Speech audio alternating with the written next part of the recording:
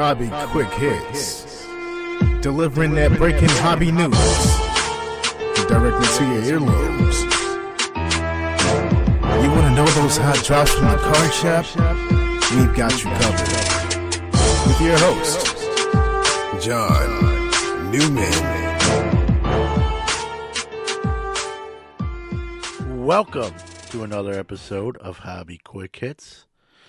This week's episode is going to be about patience in specifically, I'm going to really focus on the baseball hobby. You know, a guy has a bad first night and, you know, I think we're in a what have you done for me lately type of hobby. One bad night to start the year, everyone's selling or, you know, besmirching that player, and conversely, right, they have a big night and everyone, you know, thinks they're the next, Ted Williams potentially. So it's almost like a day trader mentality. So we're gonna tackle that from somebody, myself, who's prospected for a long time, who's, sold, bought, and rookie cards are a big part of what I do. And we're going to, it's not going to be a long episode, but we're going to tackle about kind of slowing down, slow the roll, right? Hit the gas pedal a little bit, especially when it comes to baseball. So that's what this episode will tackle. We're going to also have Q&A. We're going to have the hobby news and all the other fun segments before we get to that topic. But before we get to all those segments, let's hear from our great sponsor of this show, Mojo Brakes. MojoBrakeShop.com is the best place to get your sealed wax products and brakes. They not only have the best selection, but the best prices. Whether it's a box or a whole case, they are your guys. They ship worldwide to your doorstep. Their reputation as one of the most trusted in the hobby goes unmatched. They are the 2021 Topps Rip Party Champion Breakers. From sports card to Pokemon cards, their selection can't be beat. They offer daily deals and pre-orders. Hey guys, John Newman here. Mojo's prices are already great, but to save an additional 10% off anything in their store, use the code QUICKHITS. That's QUICKHITS. Check out the full service store that's open 7 days a week in Santa Clara, California, or the website at mojobreak.com. Hey guys, this is Max from the Sports Card Shop, again with the weekly releases. This week we have on the 13th, 2021-22 Panini Contenders Basketball and 2021 Panini Encased Football. 2021 Upper Deck Ultimate Collection Hockey. 2022 Panini Donruss Racing on the 15th. 2021-22 Topps Chrome Overtime Elite Basketball. 2021-22 Topps UEFA Champions League Soccer. 2022 TriStar Hidden Treasures Game Day Greats Jersey Football. And on the 15th, the last release, Yu-Gi-Oh! Alba's Strike Structure Deck. Thank you guys, and enjoy the rest of the podcast. I know the chunky that left these chunkies. Newman! Open the door, Newman! I know you're in there! Sports Card Nation. All right, it's time for Newman's Rambling, where I select one question I get each week and answer it on the air. John, you seem like an astute man. Thank you, Mr. Walken. Maybe you can help explain something to me. Well, I'll give it my best shot. All right, this was a question I got some months back, quite frankly, and I apologize, I can't remember who sent me the PM. It was a private message, I believe, on Twitter. I've since deleted it since I answered it directly to them, but I thought it'd be good sort of to put it on this show and answer it publicly for all to hear. So the original author of this question said, John, how do you handle rookie cards when you pull them out of packs, when you acquire them? And I've talked about this before, but not everyone obviously listens to every episode, so it might sound familiar to some and not familiar to others. But any rookies I pull in any sport, baseball, football, basketball, or hockey, automatically get a what we call penny sleeves, soft sleeves. No matter if they're the 32nd round pick or the first pick overall, every card that is a rookie or prospect will get sleeved. I have what I call my rookie boxes, and then I put them by sport in alphabetical order. So all the baseball rookies with a last name of A will be before the A divider. B, C, and so on and so forth. And I have them by sport. So all the rookie last names that begin with A for baseball are under that. A for basketball, A for hockey, A for football. And so I can find, if years later one of these guys hits and I kind of forgot about him, I can go to that monster box that they're in, pull out any cards that I have of them. And a lot of times I do that, and I'm actually surprised at what I find. I don't put autos into those sections. I have a separate autograph rookie section. Now, if they're a highly regarded rookie, even before they play, i.e. like a Wander Franco, those are obviously most likely going to be in semi-rigids in my main inventory. These are just sort of, I don't want to say unheralded, but non-hyped, rookies. People waiting to see what they do before they buy in, unlike, your Wanders and other guys like that. So when like Ryan Mountcastle had that big year last year, I went into that box and pulled out probably 30, 40 Mountcastle rookies. Julio Rodriguez, even though he was a little more, and Mountcastle was touted too, but unless they have like extreme value, like a Wander Franco, they're going to be in that rookie box and in alphabetical order. It makes it easy for me to keep tabs on them and get them out of there when the time is right. And a lot of times I forget about them, and it's nice to, when a player hits, go and see what I have inventory-wise. As far as, someone asked me when they knew about my rookie box, they asked, when do I go in there and sort of purge it, find, guys that after 5-6 years haven't made it, and kind of pull them out and do whatever with them. I do that probably every 2 to 3 years. I'll actually go through the box and just sort of pull out guys that just never got it done on the pro level, and package them up. I ship a lot of cards. I'll use them as sort of like buffer cards, if you will. I have donated to children's hospitals, so along with stars, I'll kind of put them in those boxes as well. But I don't just give them, also ran rookies. That's going to be no fun for a kid. But along with the stars, I'll put some of those guys in there. And, we've seen, doesn't happen often, but every once in a while we've seen, someone that didn't look like they pan out just sort of come out of nowhere and hit. So there's always that chance, but, most likely not. So that's how I handle rookie cards. I'm very patient with them, which is what this episode is going to be focused on there as well. So I kind of walk my talk, if you will. It's time for the Hobby What's Up, where we go around the hobby world and tell you all the latest news and breaking stories from the hobby we love. What's up? What's up? What's up? What's up? What's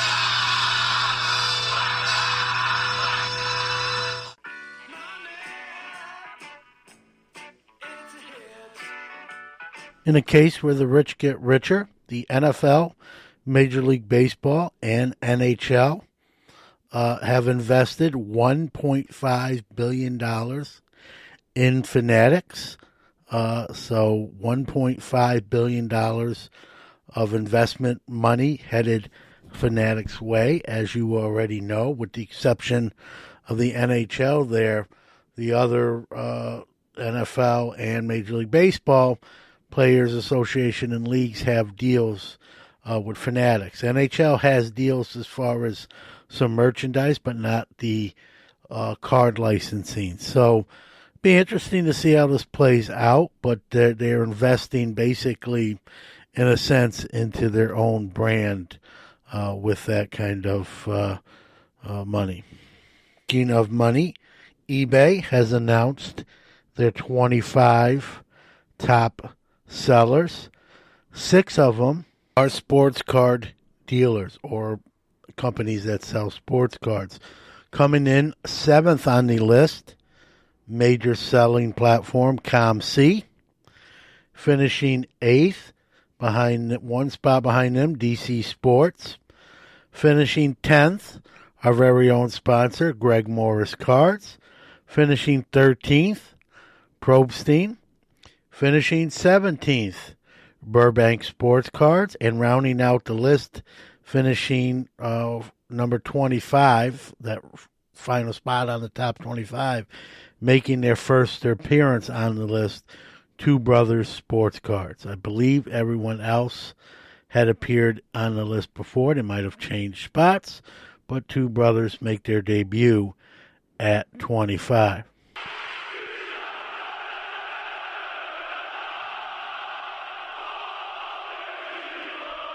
Fanatics/Topps has announced they have procured the UEFA Euro trading card and sticker licensing starting in 2028.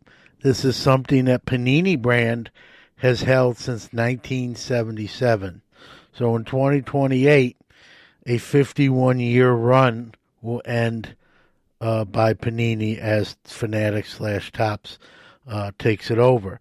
Panini will retain this year's World Cup license, but again, Fanatics in its World Takeover bids have another chip fall their way. There's a new fractional selling marketplace on the block called Liquid Marketplace.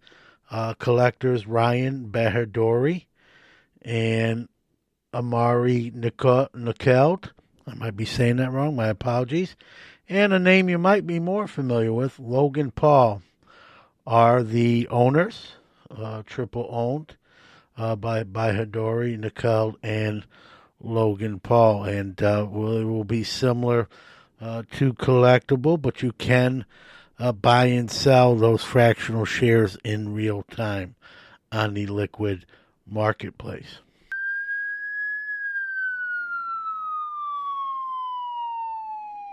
And in news that's becoming just an everyday occurrence now, more burglaries in LCSs. 3 were hit in Ohio, as reported publicly. And a listener in Oklahoma, Chris, has reported 3 or 4 along the main kind of thoroughfare there have been hit. Both of these authorities suspect it's the same person hitting all these stores, not meaning Ohio and Oklahoma, but the same person in the 3 Ohio robberies and in the Oklahoma robberies as well. And also Mamba Breaks in Southern California was hit by 2 gentlemen all dressed in black. Audio was picked up via their security cameras, where it appears those 2 suspects were reportedly speaking Armenian. A lot of stuff was taken in that heist, including cases and sealed products. So, again, these rash of burglaries and robberies continue to happen on the daily. As you know, the values of these have skyrocketed the last few years. It becomes, just as good as cash to robbers, and so. Hopefully these burglars and basically these 3 states are apprehended, and maybe we can talk about this less, but I got a feeling that's not going to be the case. The sweet sound of a golf swing. Well, those golf swings sounded like money. A new record for golf memorabilia in an auction put on by Golden Age Golf Auctions. The clubs used by Tiger Woods between 2000 and 2001 when he won the 4 straight Grand Slams. They are Titleist irons with 2 wedges.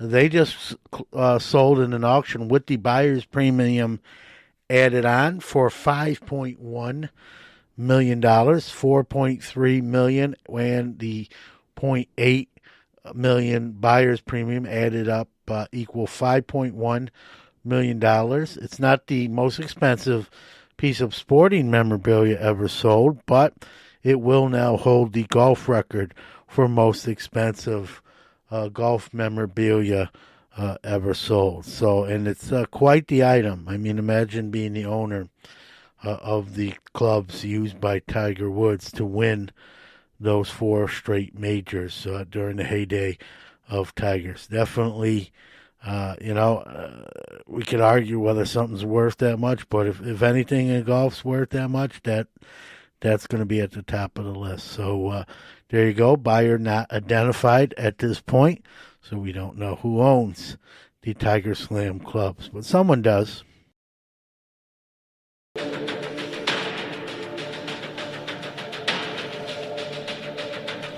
now, our feature presentation. All right, today's topic, patience in the hobby. And again, more specifically pertaining to the baseball portion of the hobby. What kind of created this episode, if you will? And I don't want to point to one thing, but I'll sort of point to one thing. I was going to do this episode eventually, but, we got baseball season, thankfully. We're not going to miss any games. Opening day has taken place, and Joe Adell, highly regarded prospect who has not really, got it done yet, had a rough start in 2020, was overmatched, a little bit better in 2021, and everyone pointed out that 2022 would be the year he, makes his presence known. I'm a Joe Adell fan in the sense that I think he will be a legitimate Major League Baseball player, so much so, for the 2 cents it's worth, I drafted him in my fantasy baseball league. Well, opening day, he went 0 for 3, did not look great in that game, and, and looking at social media, there was a plethora of, Joe Adell sucks, Joe Adell will never amount to anything, he overrated, it's over, he's past his prime. And I chuckled at these, and it wasn't just a few, it was quite a bit. And some of them were sort of come from a space of anger. And I said, man, this guy's 24 years old. And 1 0 for 3 day, defensive, I don't want to say blunder, but gaffe or whatever. And everyone's off after one game. And, I immediately, my mind went to basketball, right? Just this is where the hobby's at, right? Bol has a great scrimmage game 2 years ago. Everyone thinks he's the next coming of Hakeem Olajuwon, and they're selling him for enormous prices. People are buying him for enormous prices, and we never heard of from Bobo again, right? I think you are who you are, especially but hitting a fastball is one of the hardest things to do in sports, and it sometimes can take a few years. For each level, a player moves up from rookie ball, single A, double A, triple A. Sometimes they don't hit every level. I get that. In major leagues, it's an adjustment. At rookie ball, you're facing sort of your peers as a draft pick. Single A, same thing. You get to double A, now you've got some higher picks with lower picks, and the talent level, there's a discrepancy there, and we've got to give it some time. The baseball season's 162 games long. It's the longest season in sports. It's a grind. I know some people, complain about the games are too long. Some people complain the season's too long. There's people who want the season cut from 162 games to, I've heard 130, 140. I've even heard some people want it down in the 120s, which would obviously affect the record books and records maybe never being broken in the future, or you have almost sort of a new record book with the new season length, if that ever was to come into effect. But 162 games is a long year, long season. Games are 3.5 hours long sometimes. Have done some new rules to try to cut down on the game, but it's a game of patience, and I think we need to take that patience and apply it to the hobby. When a guy has a bad night, don't be so quick to just either jump off or jump on, the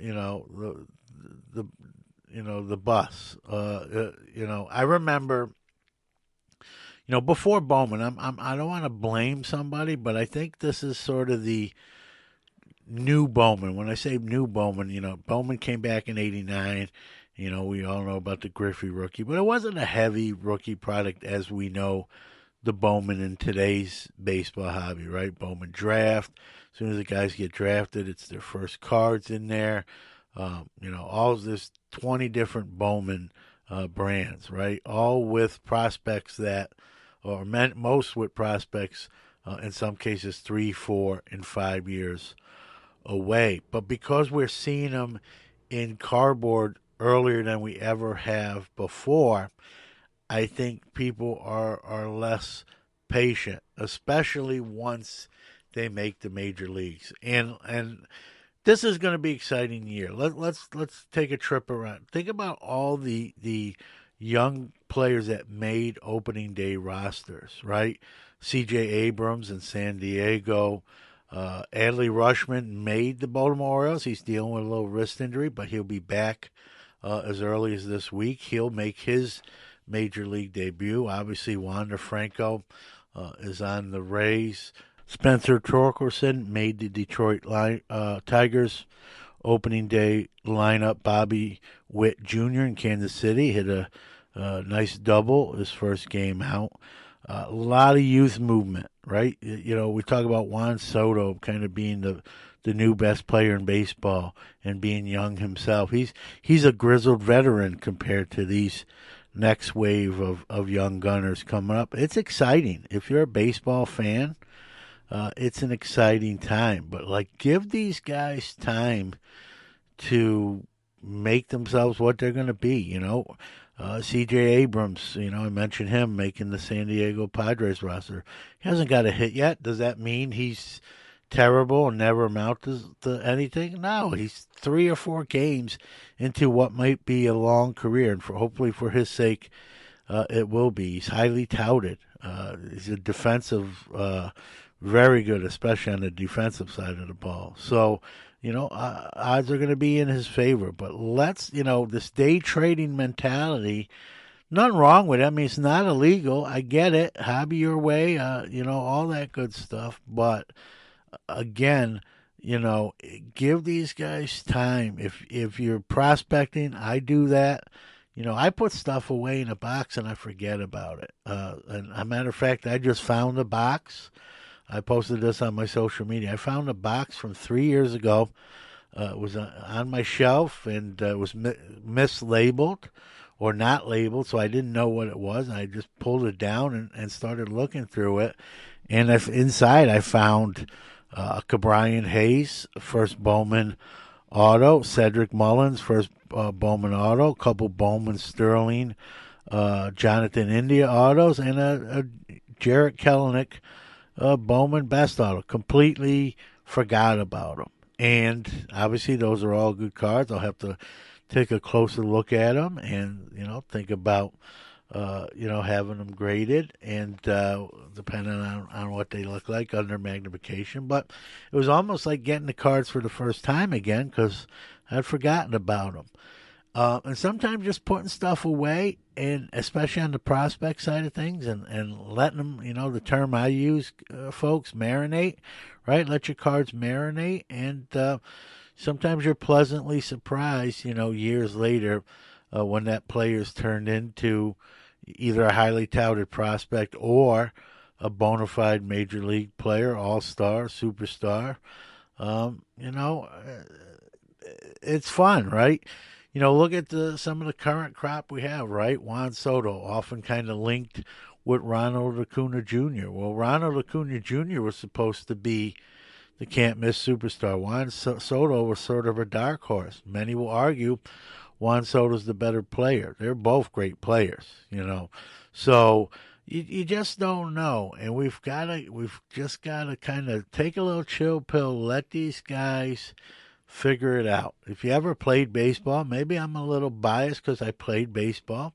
Still play softball, although that's no comparison. But let's go back to baseball. It's one of the hardest things to do is hit an 80, 90, 100 mile an hour fastball. And give these guys time to figure it out. So you say to me, well, John, when do you give up on a player as far as card wise? Like he's not going to be what scouts say or what was advertised. And, probably at least a couple years, I think. The teams themselves will a lot of times tell you that. They'll move a player, they'll send them down, depending on what level they send them down. Sometimes is an indicator, right, to how much they're struggling or how they view their struggle. So, keep an eye on that stuff. I think about some of the Jared Kelenic in Seattle, who's struggling early through 3 or 4 games.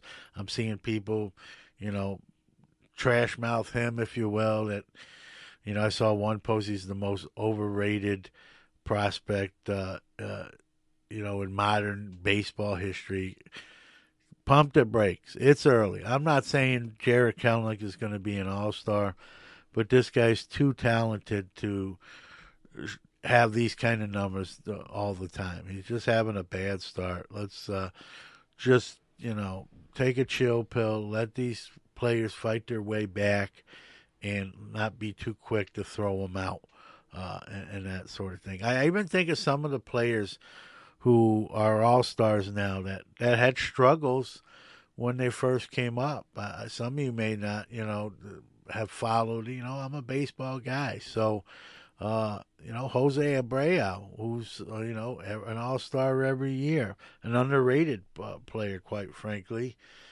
He struggled pretty good coming up. Yohan Moncada, who's actually playing a lot better. I remember the talk on him. Like, he was a highly touted prospect. This guy's terrible. What did the scouts see, right? He's playing better. I know he doesn't have the same hobby clout as sort of what was anticipated, but if you look at his numbers, he's a major league caliber, third baseman, and playing well. Has that spot locked up there in Chicago for the unforeseen future. But he had his trials and tribulations when he first came up. And we can make a long list of Hall of Famers who did not play well in their first year or two, or even longer potentially, that turned it around. So we've got to sort of, take a step back, take a deep breath, let these guys play. I as much as I love Bowman and allowing us to have hands-on cards of guys that are 4 or 5 years away from making an impact in the big leagues, I think it's also made the hobby impatient because we now know those names quicker, sooner.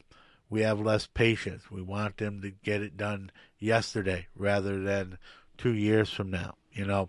Let's think of, if you're old enough, let's think of, before Bowman draft and the draft picks, right? The baseball draft was largely untelevised.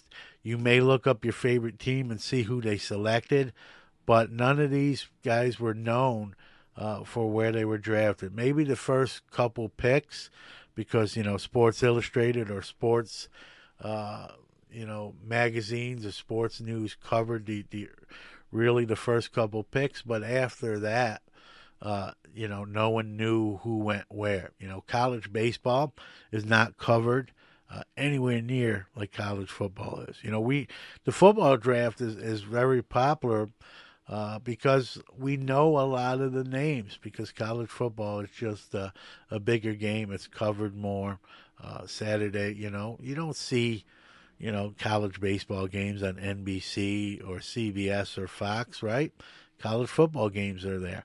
So until Bowman really came, the current incarnation of Bowman, we didn't know these prospects. There weren't no cards until they made the major leagues, and then they got their rookie cards, and then we all clamored to get those guys that we believed in would be solid all-star type ball players. But then Bowman came along and made guys that were 4 or 5 years away from the league household names like they never were before. And it really changed the hobby in good and bad ways, obviously. In good ways, here we can have cards very early on. We can keep more tabs, become maybe even more of a baseball fan. And then bad ways, I think it's made a lot of us impatient or less patient. And when a player struggles early, very quick to kind of throw that player under the bus or say he's terrible or never amount to anything. And maybe it's right. Maybe you're right. Those that say that, maybe you're right, but maybe you're wrong too. And I just, the point of doing this episode is just to, exude some patience with these guys. Believe me, they don't like struggling anymore as much as we do holding their cards. And they're trying to figure it out. Too. They're probably scared too, hey, if I don't figure this baseball thing out, I'm going to have to they're getting paid to play a sport they love. I might have to get a real job that I don't love in the same vein as baseball, and not do baseball anymore. So, believe me, they want to figure it out as much as we want them to figure it out. So, kind of wanted to touch base on that. Focus especially on the baseball side of things. Football guys, football rookies and prospects, they have a couple, 1 to 2 years to figure it out, and then they either make or break. It's more cut and dry with football. Basketball, same thing. People are sort of patient to give a basketball player a couple years before they, exit stage left on them. Hockey. Same thing with a minor league system. Hockey and baseball have a real minor league system. NBA, I know they have the D League and some of these other leagues, but in basketball, if you're a highly touted rookie, you're expected to make the team and play significant minutes. So hockey and baseball are kind of similar, where a player can go to the minor leagues and develop their game for a couple years before they make the big club. So wanted to tackle this this week, and let me know what you think. You agree? You disagree? Are you patient? Are you impatient? Is it something you're working on? What say you on the topic of baseball prospecting in this case? So I'm going to come back with some closing thoughts. All right, that's going to do it for another episode of Hobby Quick Hits. Hope you enjoyed this week's rendition. Again, just in closing, thanks to everyone out there who download and listen to this show, make it possible. Thanks to Mojo Break, our sponsor. But again, whatever sport you collect, if you collect multiple, right, patience is a virtue. I get it. We want everything yesterday. We kind of are starting to grow up in the Amazon Prime world, right, where we order today and we have it tomorrow, on our porch, on our deck, at our door. But baseball is a long season. It's frankly the longest season in sports. It's 162 games. It's a grind. It comes up every year about speeding up the game. People are bored. I understand all that, but because it's a long season, because it's a grind, when it comes to these players and buying selling these players, you got to look at the long game. As I said when I was discussing the topic, right? I get the whole day trader stuff, but I mean, I think patience will go a longer way and be more fruitful for you. But as I always say, hobby your way. Do what makes you happy, as long as it's legal and legit. But I think being patient will be more fruitful when it comes to buying or selling, especially in the rookie niche. So there's my 2 cents. Hopefully you enjoyed this week's episode. We'll see you Friday for another edition of Sports Card Nation with guests. And we'll be back here a week from release of this show with another episode of Hobby Quick Hits. I think we'll tackle the NIL, name, image, and likeness topic. I haven't really broached that one yet. So that'll be next week. Hope everyone is well, doing well, continues to do so. We'll talk to you soon.